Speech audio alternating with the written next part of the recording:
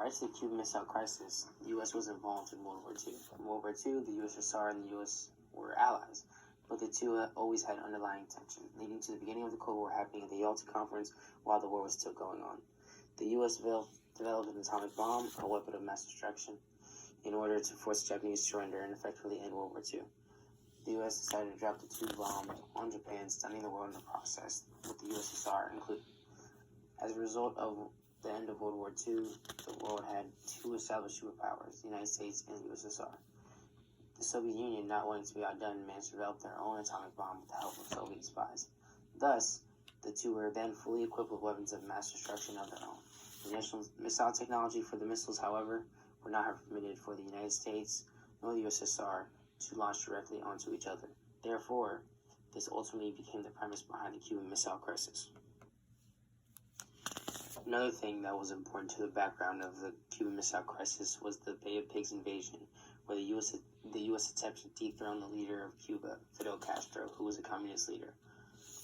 The U.S. aided Cuban exiles with funds and CIA forces. The operation, however, was a massive failure, with the troops arriving by water being attacked immediately.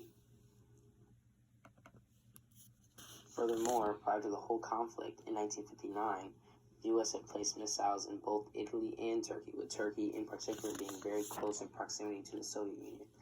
The USSR did not see this as alarming at the time, so the missiles remained in these countries until Kennedy decided to use these missiles as a bargaining chip in the crisis.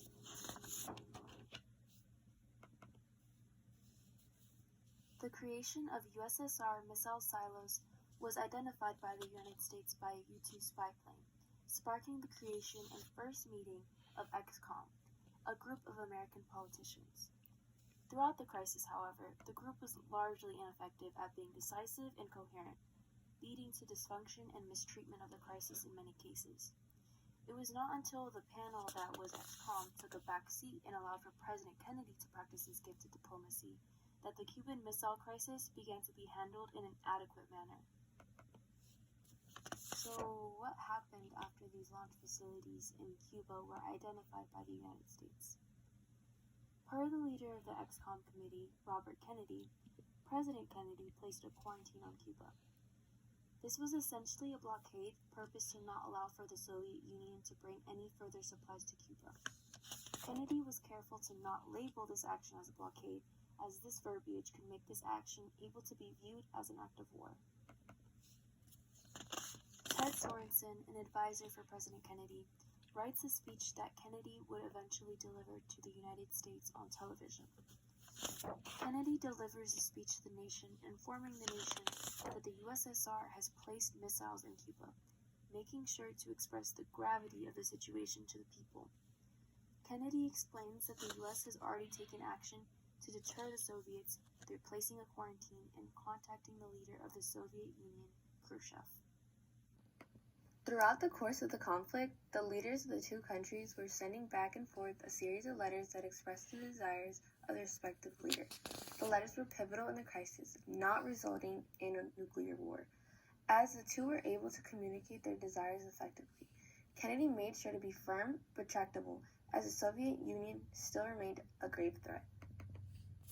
A United States spy plane was shot down by Cuba, making times very intense between the two powers. War seemed very imminent, but the situation was quickly de-escalated by the two leaders. After the deliberation with Khrushchev, Kennedy was prepared to remove his missiles from Turkey. While this is seen as very successful for the USSR, Kennedy agreed to remove his old, obsolete missiles in return for Khrushchev removing his new and shiny missiles. Now, Kennedy was very smart to incorporate these missiles as a bargaining chip. After Kennedy equivocally agreed to not invade Cuba, Khrushchev finally agreed to remove Soviet missiles from Cuba and dismantle the necessary facilities. This was seen as very successful for the United States and a massive success in practicing diplomacy on the part of President Kennedy. The Cuban Missile Crisis was depicted and characterized the United States as a stronger force than the USSR and how they unwillingly wanted to compromise. However, this was a facade, as the world was ignorant to Khrushchev's agreement being reflexive on the United States removing their missiles from Turkey. Nevertheless, this the United States was able to bargain with the USSR, promising to remove their obsolete missiles in exchange of Khrushchev removing his state-of-the-art missiles. Hence, the Cuban Missile Crisis was truly a triumph on the side of the United States.